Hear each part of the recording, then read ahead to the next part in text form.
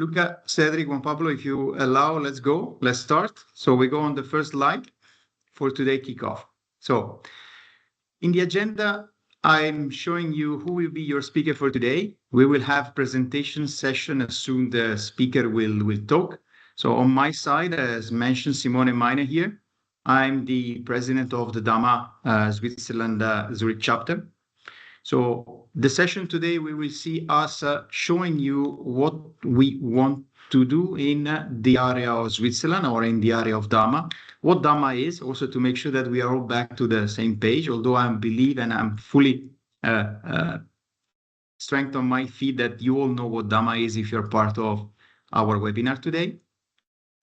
So together with me, Cedric, Luca, Juan Pablo, part of the DAMA Swiss chapter, and you will see in the next slide what the role is and what they do. We're going to have a key speaker, Peter Aiken. It's president of DAMA International. He will be part of the second part of the webinar. He will also show you specific notes speak on his own literature campaigns.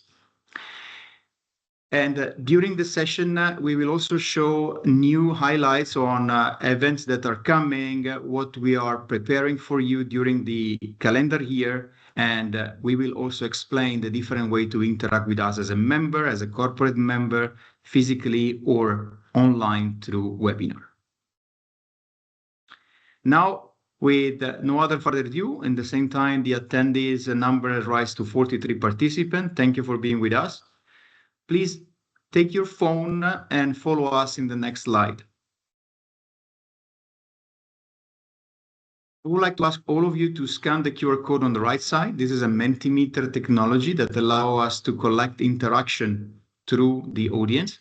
So if you scan the QR code, the mobile phone will ask you to enter the user code or automatically bring you to the first question of today. And the first question of today, to break the ice with all of you, is what is your role? I give a few seconds or maybe a minute or two to the people to type. We will see this dynamically growing in the cloud data. Yes. Yes. I had to click on it. Technology refresh is going. Well, it's very active. I see governance lead in the center. Data consultant, data architect is rising up.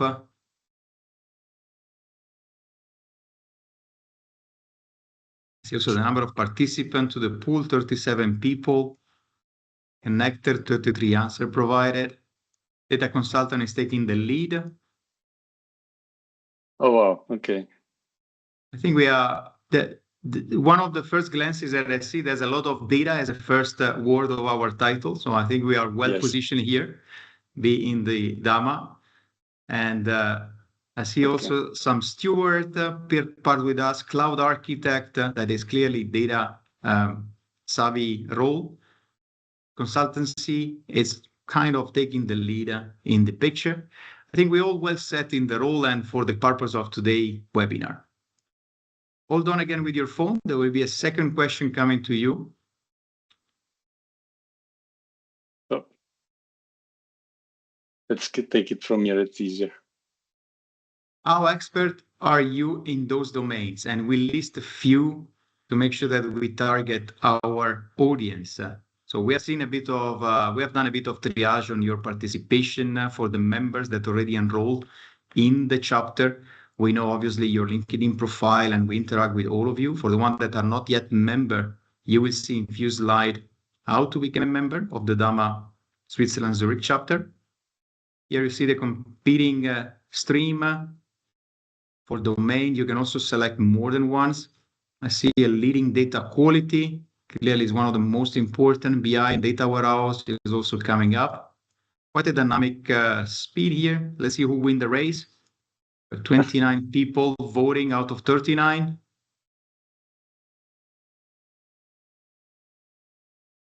Good. We are assessing a good data quality still spikes up. And also well positioned in terms of seniority. We are going towards the 50% of the coverage. I think it's quite representative. And this will give us also the input for those Mentimeter will give us possibility to prioritize our webinars. So here maybe I'll spoil something you will see in the next slide. We will have webinar on a monthly basis on a specific topic with key speakers. You will see during the slide holding us until the end who will be the next one coming in July. Okay. Let's go for the next question, Luca. Oops, sorry. No trouble. Where are you from? To give a bit of also activity in terms of demographic distribution. We know we are Zurich based, and here maybe a bit of thanks to the people from the other region of Switzerland, right? The Italian on Ticino, the French area from Lausanne, and the Graubünden area with Chur. So we have seen a lot of distribution and participation from all of you, but clearly we will be more than happy to have also people outside. We see now Italy also pointing. Thank you for joining from there. Big concentration with the area of Geneva. So we will need also to use those information to prioritize and plan our next events. So also here there is a bit of spoiler alert. If you hold with me until the end of the presentation, you will see also a big announcement in terms of the first physical meeting that we are going to have as a DAMA Zurich. Okay. Next. We have some dots that were uncharted. There was actually a northern area. What are you looking for this association? So you have seen also during LinkedIn polls, we were asking you about timing, about content, about activity that you would like to do with us. So the reason why, and here also pointing out to the nature of our chapter, right, on our DAMA organization, we are a no-profit organization, as you know from the DAMA point of view, right? Means we are here to serve a community of expert and interest people in the area of data, for which we will need to be driving our prioritization, keynote speaker, key event based on what us as a community and prioritized by the member. So we will need and will ask for. There will be multiple platforms from which you can interact with us. It's not only a monthly webinar or a physical meeting that we are planning to do this year, but you will see in few slides, Luca will present you also other capability of communication that we want to offer you to be agile and dynamics in the modern world of communication. What is popping up on the cloud data here, learning and networking, is exactly what I'm trying to pass as a message while you're voting. And thank you for being very active. So 33 people voted so far. So knowledge, networking, learning. Learning is actually one of the key reason why we found the DAMA chapter in Switzerland and the Zurich chapter, because we want to learn from each other. We want to learn from a reference framework that is our DAMA DM book that you will see also in few seconds what it is and what it contains. Okay. So thank you, Luca, for the support here, and thank all of you for the participation. So the next slide will show you what DAMA is for the people that are less savvy on the DAMA word. So Data Management Association, this is the acronym DAMA means. So it's founded in 1980. This is also something that gives you the span of knowledge and cumulative knowledge that all the members have accumulated and exchanged over the more than 45 years of the organization existing. Annual conference since 1989, and actually this is the official DAMA International, but since then, with a different chapter in a different country and region of the world, the annual conference is basically rising up to multiple events by the different chapter to be either physically or online connected. So in 2000, the DAMA conference in Europe was kick-offed, and clearly now we are counting on multiple association and chapter like us to propagate and coordinate networking and consulting each other on data management. So mission, vision, and purpose, I think they're very clear. We are data focused. We want to make sure that the data citizenship of the world is speaking a common language and bring the benefit of the data and the data results to the population, not only to the organization we're working for, not only for the consulting company we're working for, but for the benefit of the overall population. Next. Numbers, as obviously we love data. We also try to put in front of you some of the data that we have collected. These are data collected from DAMA international sites. So we have right now 10,200 associated certified CDMP. What CDMP is, maybe let's start from there. CDMP is the data management certification that DAMA has created within the support of the book DAMA DMBOK, on which is the second version. You will see in the next slide a couple of information about. But this is the current situation of certified associate practitioner, master, and fellow levels. So there is a full training program that will allow you to connect and be certified if you like it.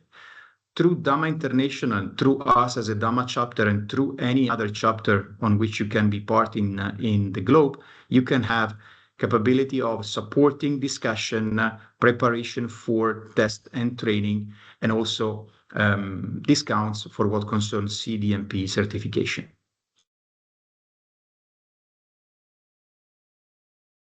The CDMP certification is clearly based on a publication that has been now known and quite well recognized by leading company and leading consulting services from the globe.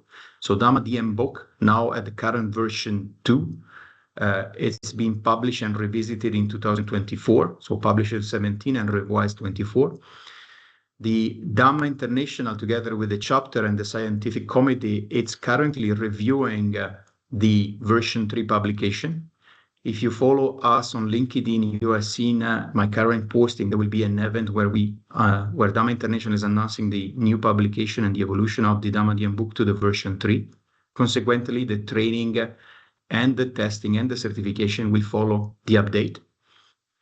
We all know the speed of growing in the area of data and data management, data governance, data ethics. Now with the current hypes of artificial intelligence, Gen AI, you have known better than me the importance of maintaining the framework of reference, updating and relevant. So you see on the left side some of the key chapters in the DAMA DMBOK, which they will be reviewed and actualized.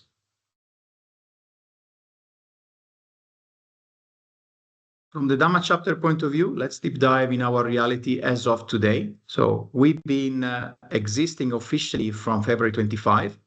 Following the DAMA International certification process, we are in the forming status of a chapter, which means we have officially been recognized as chapter from the DAMA International, DAMA Worldwide, and we are going through the process of certification and affiliation for the Switzerland Zurich chapter.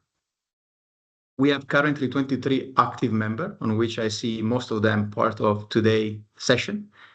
We are already contributing and discussing with 2 corporate membership in order to have also capability to sponsor our events. As you can imagine, founding capability for a non-profit company, it's quite important. So we would like through membership and corporate members offer you as audience the best services and the best capability we can from webinar and also physical present.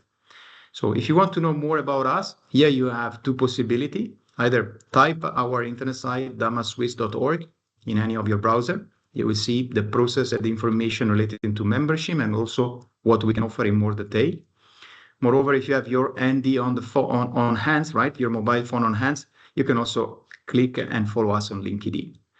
The channel, we try to be as flexible as possible in terms of channel communication. So you will see in a few seconds what we can offer you as extra capability. So our mission to reconnect on what we just started for, we are here to prepare and offer you learning capability and networking capability. That's also very reconfirmed by your voting in the Mentimeter. So learning through webinar, conference, article, postings, exchanges, and also networking that will be covering those learning capability, on which WhatsApp, we found it quite an interesting channel to communicate. You will need to see in a second how that look like. Networking event like this one online, but also physically. And when it comes to the physical presence, clearly we are based in Zurich as we are the Zurich chapter, but we are distributed already as a founder. You will see in few slides where are we based and what we do.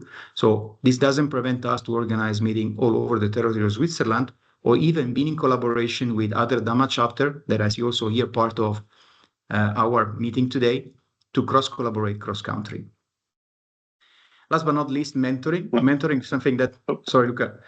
Mentoring something that I don't want to underestimate. There is different model of interaction in terms of mentoring. Can be a one-to-one, but it can also be a group lunch, can be a small group of the membership requesting by different company. We would like to sponsor that in an active way. So next. Here, something about me before I hand over the words to my co-founder. So Simone Mana here, currently the president of the DAMA Swiss Zurich chapter. So I'm Italian, as you may have spot from my accent. I'm living in Zug, working in Zurich. So here also covering two good city where data are live and breathed by many company and us as a participant.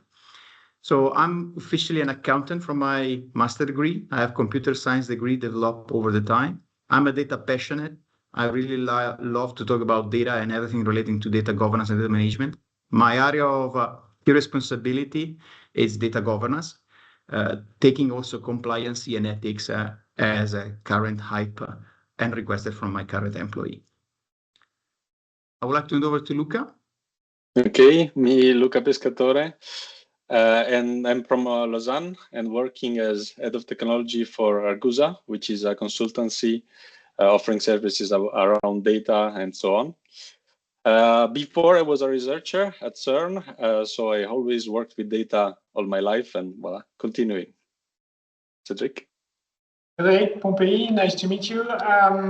25, more than 25 years in the data world industry. I played different roles in integration, architecture, data modeling, viz, and so on, governance. And now CEO of Argusa, as Luca mentioned, a services company dedicated to data expertise and literacy. As you have seen, and the team, yeah, good. Yeah. And the team. And the team already expanded. Exactly. And the team already expanded with Juan Pablo here with us today. So JP, you want to give a brief intro? Hello, everybody. My name is Juan Pablo. I'm based in Zurich. Currently, I'm leading the data governance initiative for the canton of Zurich. And yeah, I joined the team to help the community grow. And my role, my mission is going to be to make sure you have the best community experience possible. Thank you. Thank you, JP. So, and obviously, as you can see, beside the founder members, so me, Luca, and Cedric, we have also now extended our active membership to Juan Pablo, but we are clearly in need of people like you that could invest some time with us in motivating the community to move the DAMA chapter to grow in the many aspects that we just show, and you will see also in the next slide. We already have active member discussion running with Lorenzo, that is part of our call today, but we would like also to propagate this request. So if you have any interest in being an active member with us, please contact this forum through the channel that we just shared, and you also see the few channel in the next slides. Okay. So I take over from here. A little bit more information about what's in it for you if you become a member. Already membership does not include necessarily volunteering, of course. You can be a member without volunteering. And in any case, it includes voting rights because it's an association. So every member has voting rights in a general assembly. And also the WhatsApp circles that I will show you in the next slide. On top of that, we plan to, we include, let's say, offering on around learning and development, including access to material for members only, and or in priority, including these webinars, for example, the recordings, and materials like white papers and so on that will be produced over time. Also, discounted rates for the events that we will do, especially the ones in person, but also the webinars will remain free, but others event might also be paid. And finally, visibility and community. So first of all, members have priority for speaking in these webinars and in other occasions, and the mentoring scheme, like Simone mentioned before, as a mentor or a mentee. And about the groups, so what are they? They are WhatsApp groups that the members can enter into. And the vision there is to have your colleagues in your pocket, essentially. The community for now, it's still small, but it will grow. And the idea is that you can ask for recommendations. If somebody already used a technique or a tool, or what are the best practices. There is one for CDMP exam for people who want to go to the certifications and so on. So it's a discussion platform that can allow you to have answers quickly. And how can you join all this? On our website, you can scan the QR code if you want, or go to the page on our website. We have currently a discount for as an inauguration discount until the end of June, if you want to join us. And maybe a small comment for a few people that already registered. You should receive your code or your card, like you see in the slide. It's only then that you are active, because there are a few people that are in the middle of the process, and they suspect that it is because the email goes to the spam for a few people. So check your spam if you're already registered or if you register soon. And otherwise, you can always contact us through one of our channels like LinkedIn or at support@damaswiss.org. To sum it up, we would like to have you active and collaborating with us.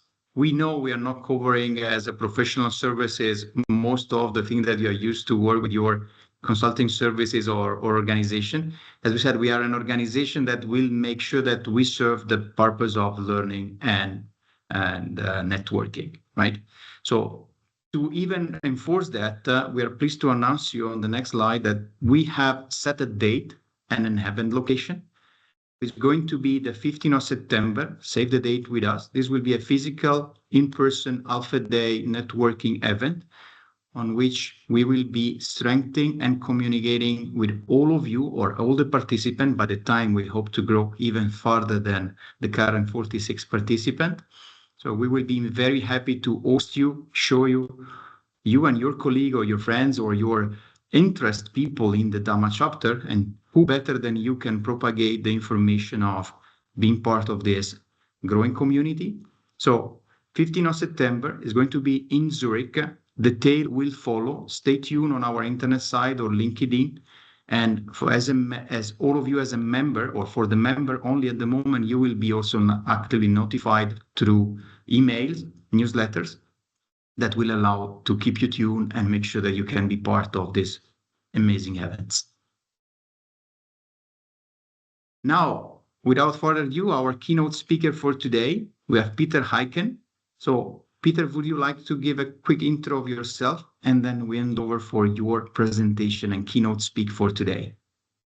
I would be happy to do so. First of all, let me compliment the group on such a excellent overview and presentation. And for those of you, the rest of you, give me a quick second and let me make my slides come up. Can you enable my sharing? Yes. There we go. Yes, should be okay.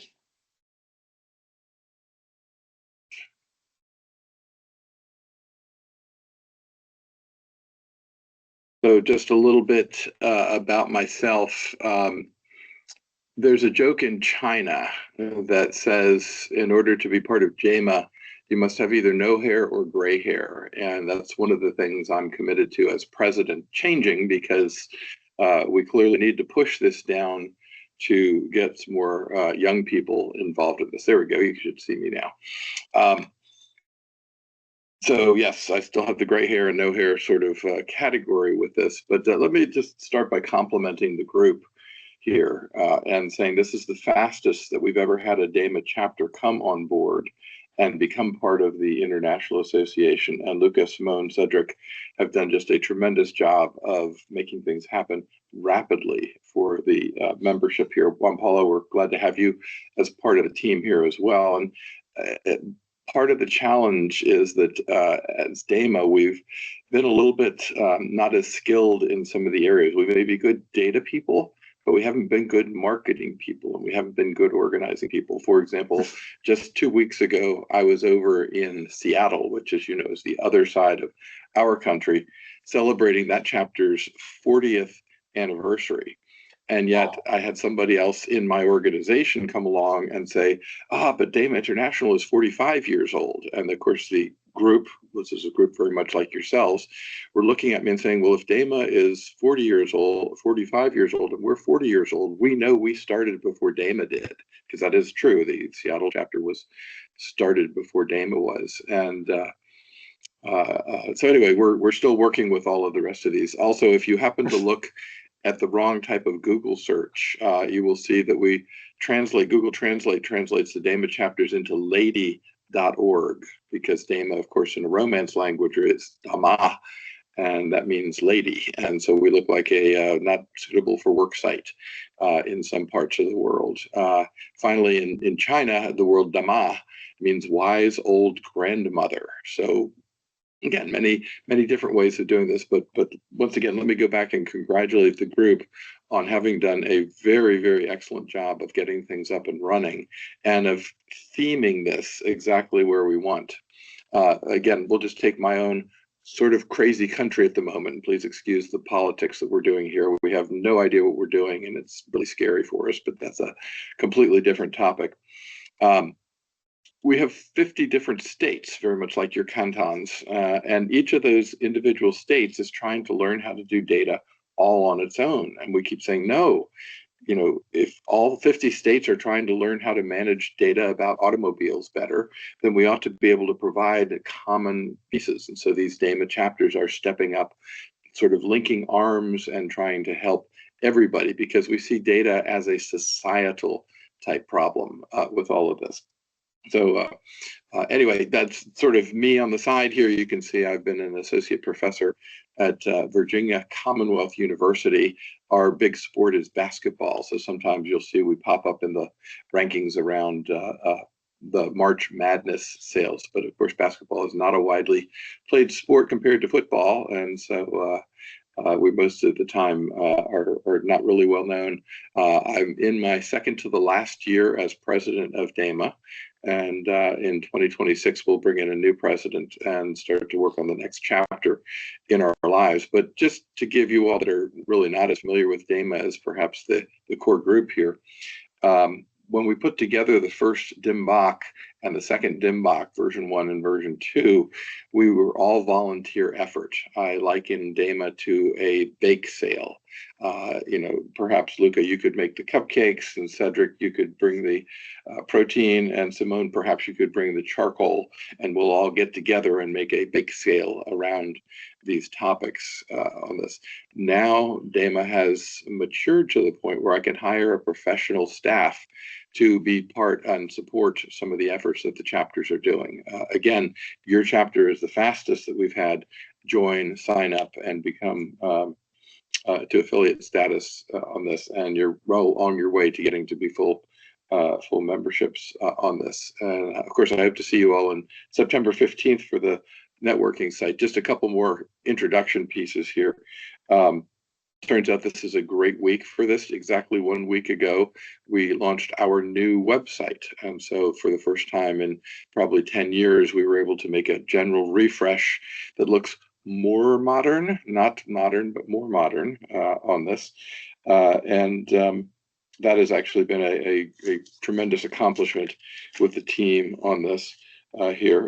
In addition to that, we're also being able to launch affiliate groups. And so just very much like you all have the WhatsApp groups that are there, we're hoping to support that at the international level so that you can connect with BI specialists or master data or data quality experts around the world by joining DAMA International and having this type of communication. So watch the website dama.org for the next couple of months as we roll things out.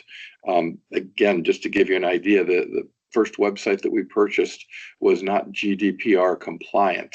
And so while we had a lot of membership information, we didn't have a way of maintaining proof that they had given us permission to solicit them with emails and things like that. And so that was a little bit of egg on our faces as growing pains with all that. But anyway, like I said, I'm looking forward to seeing you all in September and having, I think, a really successful launch in person for the site and helping you all grab speakers, bring things into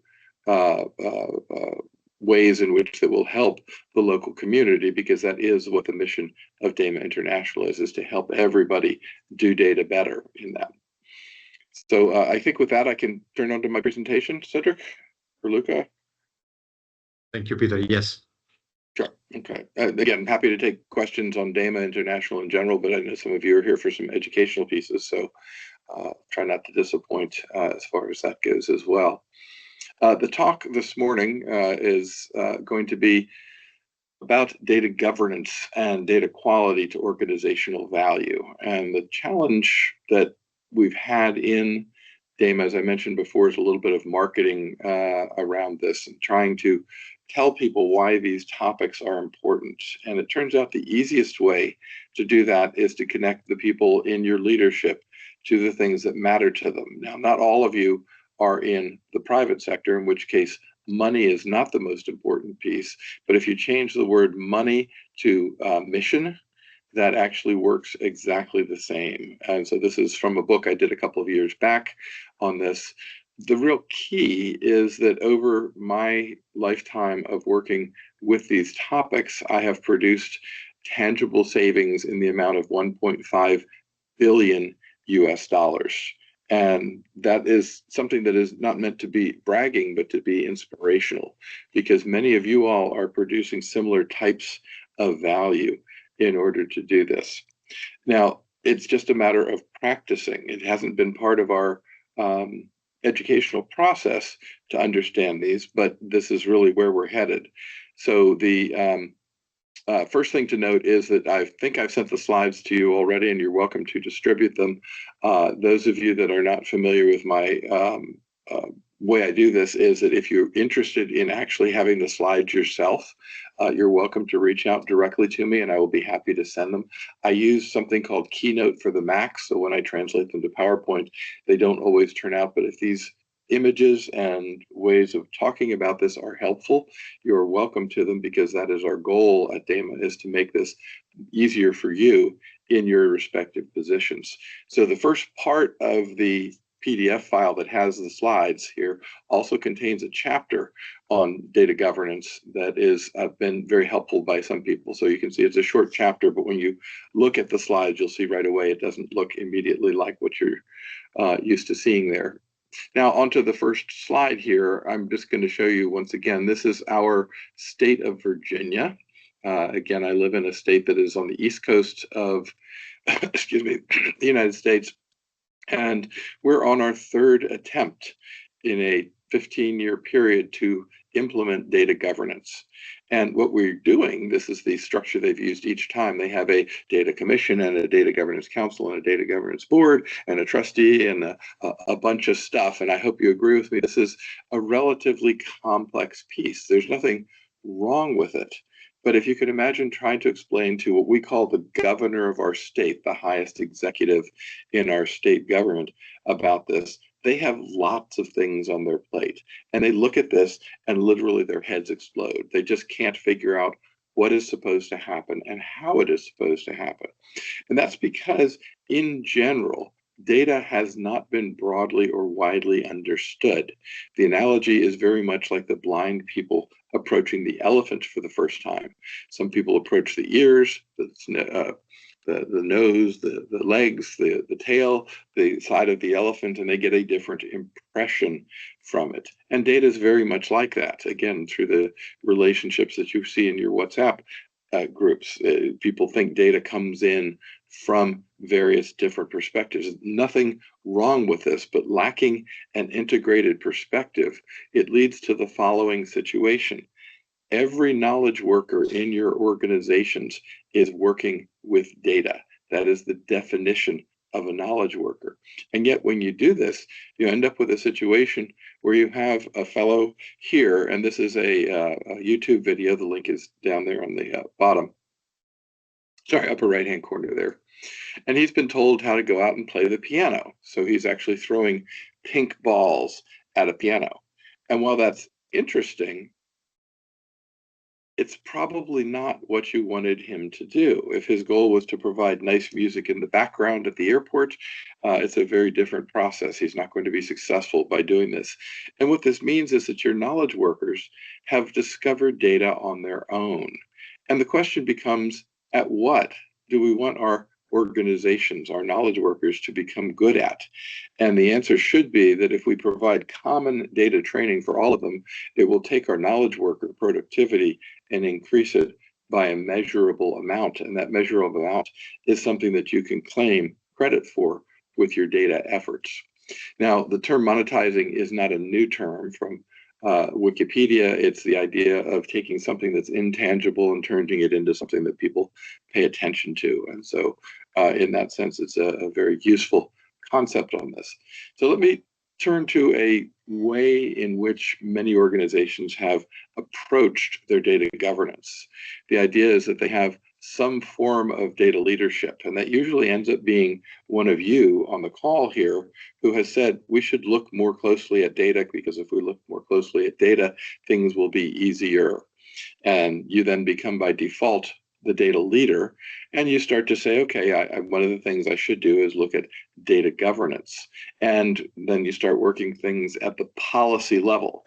Policy is nice, but policy improves things over time. And the challenge, of course, with that is that many organizations prefer things to operate faster. So if we're looking at data improving over time, it's often perceived as slow, as opposed, also in addition to complex that I showed on that first slide back there. So the data leadership is then urged to do something more rapidly. And these are what we call data improvement projects. There's no official term for them. That's just a term that many people use in there. And that when you start to do data faster, you'll then notice that you get better feedback, and that gives you more resources so that you can put in place the infrastructure that you need to have in order to make your data governance and your data efforts in general more effective. Now, this word here, this phrase, data things happen, is something that I've mentioned a couple of times already, where we're pretty good at celebrating when data things happen. And I'll show you some specific examples of that in a future slide. But that's not really what the governor of the state of Virginia or the lead official in your canton or the head of your company cares about. What they care about is organizational things happening. And those organizational things happening have to be translated from data things happening into that monetization, so that we can say we've saved, made it faster, better, cheaper, or less risky. And that's really what organizations care about. One of the most important aspects of doing any of that is that you end up with a trusted catalog of data, so that you understand what these terms mean, literally speaking the same language. And of course, I'm speaking to a multicultural, multi-language country that has at least 4, by my count, different languages that you all speak in there. And of course, trying to do that in the data world makes it even more challenging. So I mentioned the vocabulary pieces. Again, one of the first things is that technical people will say, I need to clean some data. And the business says, so what? And then you say, but that will help us decrease the number of undeliverable targeted marketing ads. Okay, I like that. Or I'm going to reorganize the database. And again, the business says, so what? But if you increase the ability of the sales force to perform their own analysis around that, develop a taxonomy, oof, right? Again, heads explode. Create a common vocabulary for the entire organization. Yeah, I can do that. Optimize a query. Why would I care if I optimize a query? Well, The query I'm talking about shaves 1 second off of a task and runs literally 1 billion times a day. That is an impressive number, and it can be added up. Or my own particular favorite, I grew up doing reverse engineering. And so reverse engineering the legacy system, this was back in the Y2K days that are there.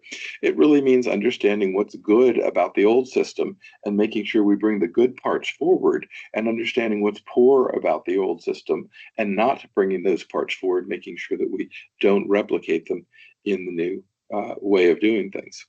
A lot of the work that I've done has been inspired by a book that have sold more copies of this book than any of my books have sold. It's a great book by a guy named Douglas Hubbard called How to Measure Anything, Finding the Value of Intangibles in Business. And he starts off by saying measurement is not an absolute, but a reduction in the uncertainty on this. That formalizing stuff forces clarity. Whatever your measurement problem is, it's been done before, and for measurement, you have more data than you think, you need less data than you think, getting data is more economical than you think, and you probably need some different data that you need to think in there. Again, just a brief Brit on this, I'm going to show one example that he uses from the book that has to do with Enrico Fermi. So I think it was, Luca, you said you were at CERN for a while? Enrico Fermi is Nobel Prize winner, and he used to teach physics at the University of Chicago. So in 1938, almost 100 years ago, he would pose this problem to the students in his class and say, we're not allowed to leave the room until we figured out a good number representing how many piano tuners are in the city of Chicago.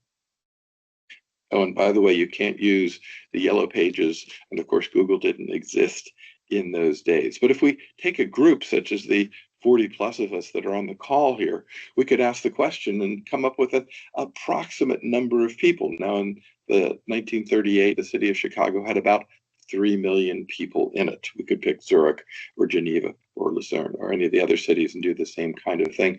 And the average number of people per household, in this case, I was a little surprised, but it was 2 or 3 in 1938. Now, we're coming out of the Deep Depression at that point, so that may be why there were fewer people in the household. And how many of those households had regularly tuned pianos? Well, it turns out the answer is 1 in 3.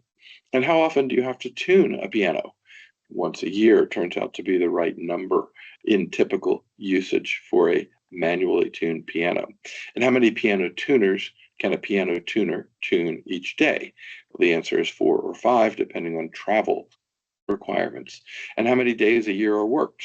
Remember, we have fewer vacations here in the US, so it was 250 work days. So this equation, the tuners in Chicago equals the population divided by the people per household times the percentage households with tuned pianos times the tunings per year divided by the tunings per tuner per day times the work days divided by a year is not the right answer, but gosh, are we a darn sight closer to it than when we started out on this particular adventure? The answer is, of course, yes. And most importantly, because we've taken the time to write these things down, somebody else walking to our equation, either seeing it on the board or written in a paper somewhere, can look at this and say, oh my goodness, the number of pianos that can be tuned per day is not 4 or 5, but 3 or 6. Again, but not having this written down leaves us no ability to do this. So I hope this has been an example of how to sort of get an idea at some of these things that cost a lot of time and money and take time on the part of our knowledge workers as they're trying to help our respective organizations do things. Now, you know that lots of us that make these talks use cartoons. This is one I'm proud to say that I paid for. It cost me $250 US to be able to use this. So enjoy the $250 on this. And I'll walk you through it very quickly. Sheena, who's the person in the car on the cell phone, drove to the airport so slowly that she caused 120 other drivers to each arrive 5 minutes late to their destinations. So how much time did Sheena waste? We can add that up. 120 times 5 minutes is 600 person minutes, now we say, instead of man minutes, but nevertheless, it equals 10 person hours. And Sheena also then, as she's going through security at the airport, forgets to take her laptop out. So she causes another 40 people 3 minutes apiece. That's another 2 person hours that she's having to work through here. And then, of course, she's at the connection point where when she lands in Zurich and everybody behind her has a connection to make, she can't get her bag out of the upper piece, and she's trying to pull it out and tug, tug, tug, and she causes, once again, each of the other 360 passengers on the plane waiting to make a connection another 2 minutes apiece, times 240 person minutes gives us 12 person hours, or she has killed an entire person for 24 person hours in that day. Little pieces add up to quite a bit of things. There can be oftentimes large things as well, but there's lots of value in the little pieces that we're looking at here in order to do this. So the question is, can we remove one click from some repetitive process on the part of some knowledge worker and tally the number of clicks that come up, and then add up the count in terms of currency so that people can get the idea of faster, better, cheaper, or less risky. I'm going to now go through a couple of examples. The first one is from a bank called US Bank. And they were willing to put their name on this particular example, which I don't find. You'll notice most of the examples that are in the book are a large organization somewhere. This was US Bank, and my colleague Linda Bevelow putting this on. She said, well, let me just give you an example. I was taking a new field in a data warehouse and calculating E, that is equal to A plus B divided by C, where A came from one of 6 source systems, B was another customer record from one of those 6 systems, and C was data provided by a vendor. So they figured out some way of improving their forecasting abilities.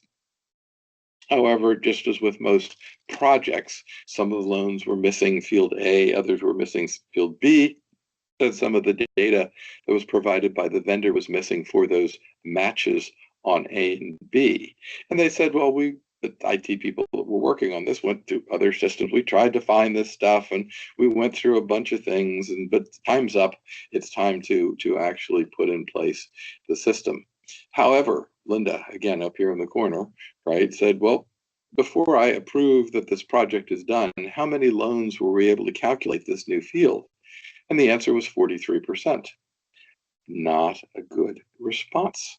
Why only 43%? Well, we had bad and missing data. We resolved everything, but we're out of time. And so because we're out of time, we're simply going to move forward. And luckily, Linda was in an executive position, was able to go back and say, hey, checking with the client, 43% did not meet expectations. And so rather than use this bad data explanation, we need to go back and figure out more things that happen. I know I'm moving a little fast here, but the key was to move and measure success differently. And instead of saying we're out of time because this is an IT project and it must be done by a certain date, instead say, no, we're going to change our measure from not 43% to a much larger number. The different measure for success then added in a large number here, which gave them a $50 million annual savings by doing this differently, whereas they would not have gotten this $50 million annual savings on this. I skimmed on that previous slide. I think the number they got it up to was 83% from 43%. So again, having a different measure for this, and this is one of the things that you can do with data governance, is to say, look, let's not, in fact, put this out here just because we have an arbitrarily set IT deadline, but instead, let's look at the things that are important and say what percentage of the loans in this instance should be adjustable, and we can do this. So this was $50 million that added towards that $1.5 billion piece. Let me give you another one here real quick. This is our state of Virginia time and leave tracking system. So our Virginia Department of Transportation, that's our government piece that keeps the roads clear. The slogan is Keep Virginia Moving. There are about 10,000 employees in it.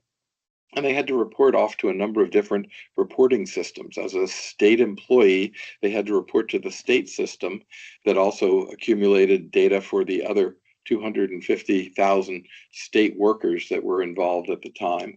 And that was a badly developed system that produced bad data late. So people didn't use it, but you had to submit your time. So VDOT created their own system for the 10,000 VDOT people. And that system also was badly designed, producing poor results late. Once again, very problematic in here. So everybody kept their own workspace, work group system. And again, the people that were involved in the work group, myself, Lucas, Simone, and Cedric, for example, might be the work group. And we need to know when we're going to be in so that we can cover for each other, which meant that as a worker, I had to maintain my time in 4 systems, the state system, the VDOT system, the work group system, and finally my own system to reconcile all of these various systems that were in there.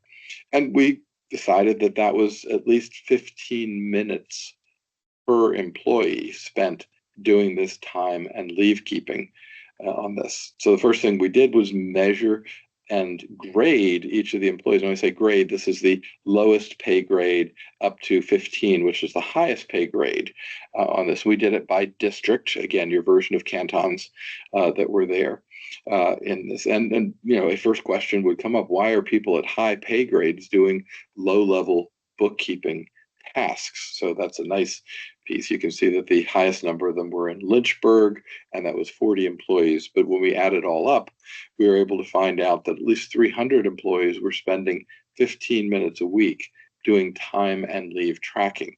Once again, just as the number in the other example of the piano tuners, is this the right number? No, but it's at least. And so we've got a very good baseline on this. Then we can go in and instead of asking how much do each of them make, we can go in and take the entry-level salaries for these people. We can multiply this times the delta in this case that we were doing, the differential piece. And you can see here, this is just a timekeeping piece, but here we add the 121,000 and 137,000, about $160,000 per month on this. And we add this up for each of the months and come up with $10 million annually.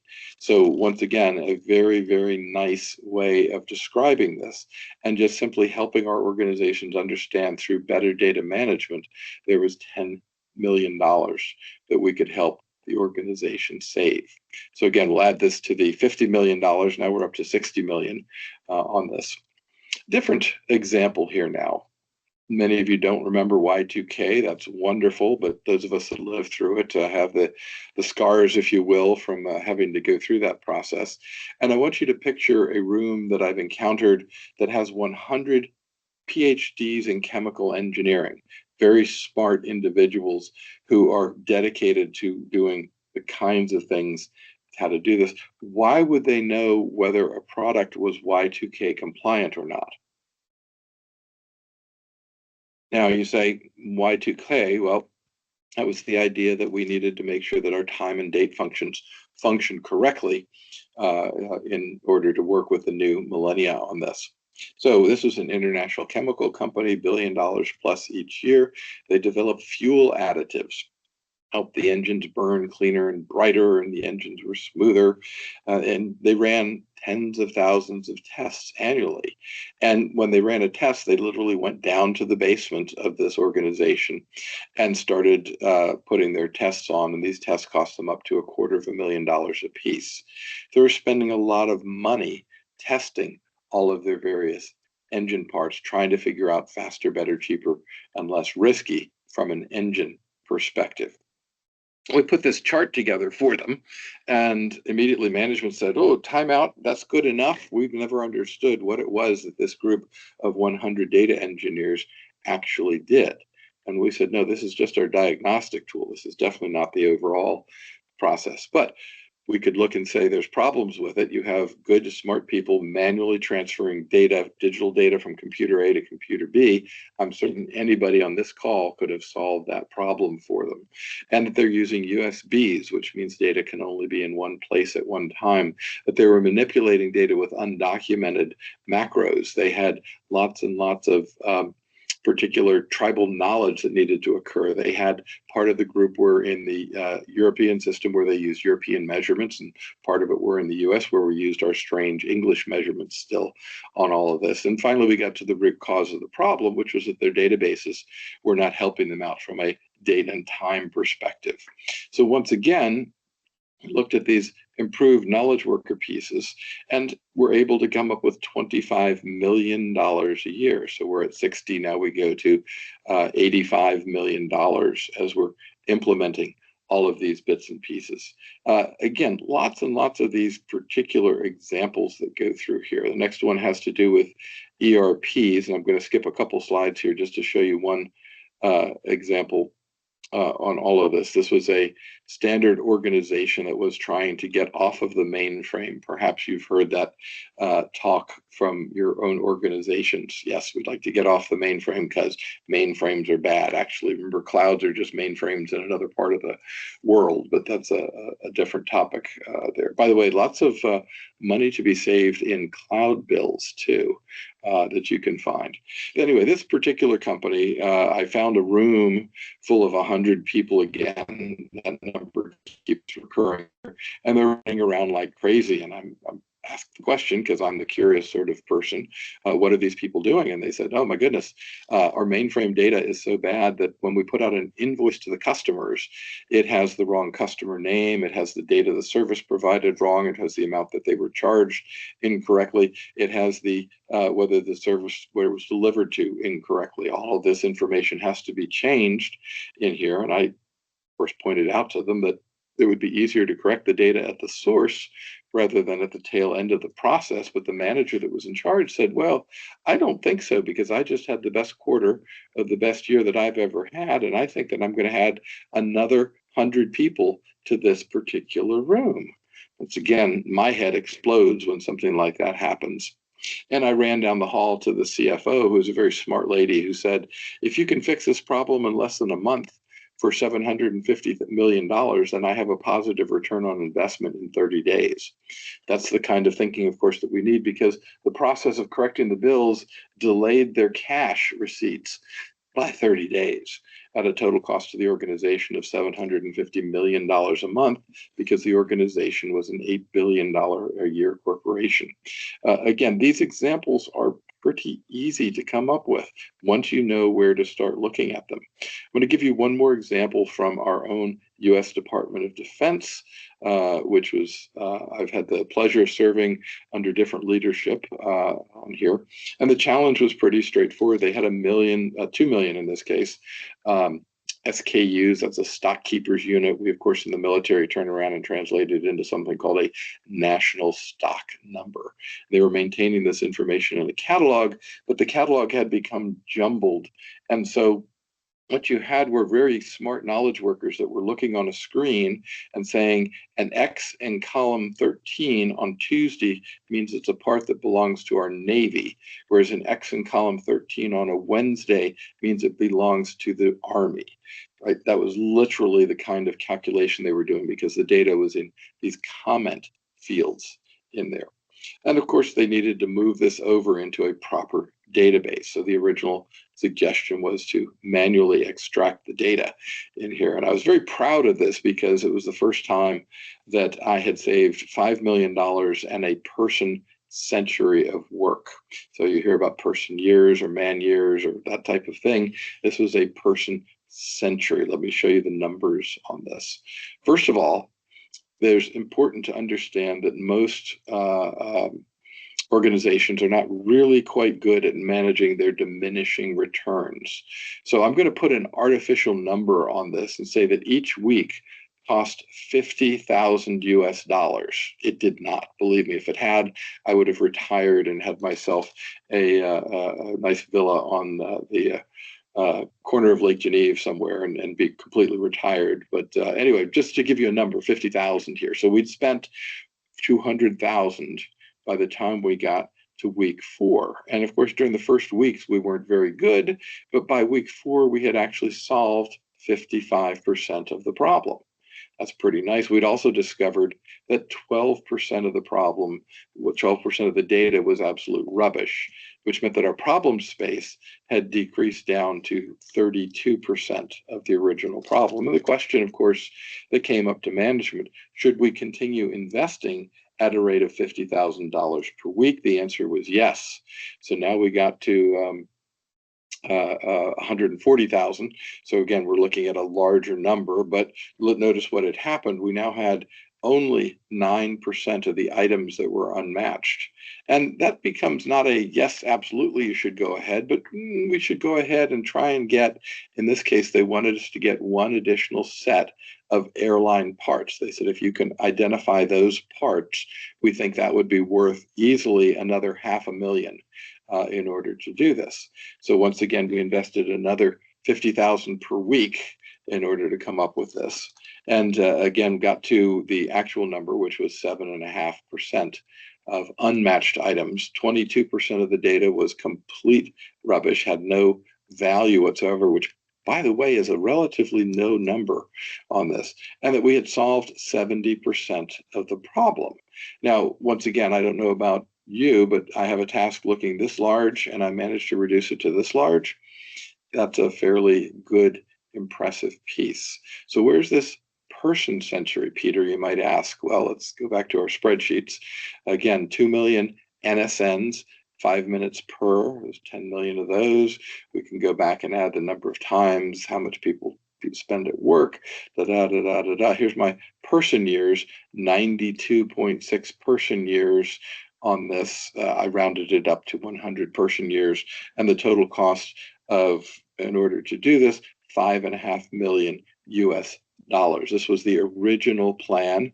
The revised plan, of course, was that we were only going to have to clean a much lower number of these, and the number of person years went from 92 to 7, and the amount that we were spending went to less than $500,000. So there's my person century saved, and my $5 million that I saved in here. So now we're up to $90 million just on this particular piece. Let me go one piece further, though. I always do a little bit of social engineering on this, and I'll have somebody planted in the crowd who says, can you really solve each of those data quality problems in 5 minutes?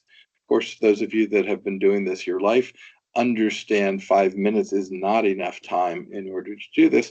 So if I double this from 5 minutes to 10 minutes, this number down here at the bottom now goes to $11 million. And this is now 2 person centuries in order to come up with this. So once again, lots and lots of ways of helping the organizations understand what it is they need in order to come up with these. One last example here, just to sort of finish it off, it's not always about money. Again, not through any particular expertise, but I happened to be in the Pentagon when our president at the time in 2010 sort of came to this awful conclusion that more of our service members were dying by their own hands instead of at the hand of bad guys. So this is called the Military Suicide Mitigation Project. Once again, it was a very, very good project. We were doing all sorts of things to help the organizations get better. We were looking at various risk factors. This is from some of the final reports that we put together by tying together a bunch of data pieces that we pulled all in to try to figure out the mapping between them, what was impacting what. But eventually what we realized, I had this room that I called my Council of Colonels. And so this was, again, 100 or so colonels from all different parts of the armed forces. And it turned out that we were all working off of this case, 30 by 30 matrix. So one colonel would stand up and say, yes, Dr. Aiken, you're on row 10 here, so that's me, and I want you to put an X in column 9, showing that you can use this data, subset of data for this purpose, and a check mark in column 14, showing that you can use this data for this part if you have the soldier's permission. Of course, the soldiers were dead, so it wasn't successful in order to do this. Anybody that's ever tried to work off of a 30 by 30 matrix just knows it doesn't work. So luckily I had the ability to ask the Secretary of the Army to come to one of these meetings, and he looked at this process of trying to manage off of a 30 by 30 matrix, which was correctly done according to data governance on this. And he said, I see what's going on here. He took his portfolio, slammed it onto the table and said, ladies and gentlemen, I have an announcement to make here. Now, each of you are protecting data from your perspective, and that is well and good, and you should do that. But for purposes of this project, we're going to consider all of this to be my data. And anybody that wants to tell me why they can't use my data to save my soldiers' lives can come and speak with me. Again, this, of course, completely changed the team and their efforts and their focuses on this. And we were, in fact, able to help save lives because of doing this. It was probably not a correct thing for him to say, but it was certainly the right thing for him to say. So while I've talked so far about money and showed you $85 million in specific little savings that we have, now I think you have the ability to also turn it into mission focused pieces, because again, it's not always about money, but money helps. So just very briefly here, the need for data governance is increasing because of the increasing volume and the lack of rigorous practice improvement around here.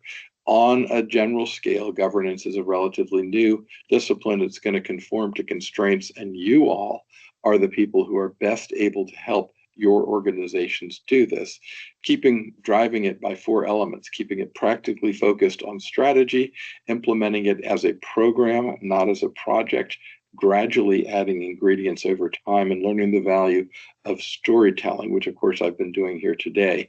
So to improve the effective and efficiency of data over time, because the more literate the organization is, the better it will be able to do this. So this has been sort of a short preview. I know that I didn't want to take but so much of your time today on this, but hopefully this has been helpful, and I'm challenging each of you so that you have your own ways of looking at how this process works and how you can help your organization by helping them to understand the particular dollar or mission impacts that you have in order to do this. So I don't know whether we have time for questions on this or not, but hopefully this has been helpful. Thank you, Peter. Sally, you want to take it? Yeah, we just want to thank you, Peter, and thank you for all the information you share. As Peter mentioned, for the audience that is still with us, we are slightly over time comparing to the schedule.